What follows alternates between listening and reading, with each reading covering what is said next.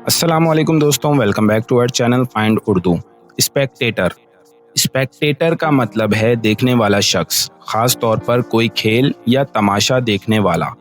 Spectator का मतलब है वो शख्स जो किसी भी खेल, इवेंट या तमाशा को देख रहा हो।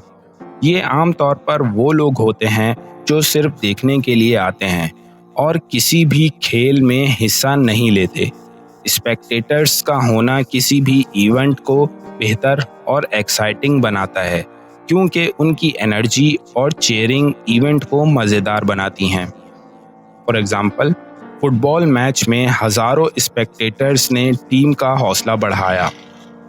The spectators cheered loudly for their favorite team. तमाशा देखने वालों ने अपनी पसंदीदा टीम के लिए ज़ोर से चीयरिंग की। तो दोस्तों, स्पेक्टेटर का मतलब है देखने वाला शख्स जो ख़ास तौर पर किसी इवेंट में आया हो। उम्मीद है अब आपको स्पेक्टेटर का मतलब समझ में आ गया होगा। मिलते हैं नेक्स्ट वीडियो में। शुक्रिया।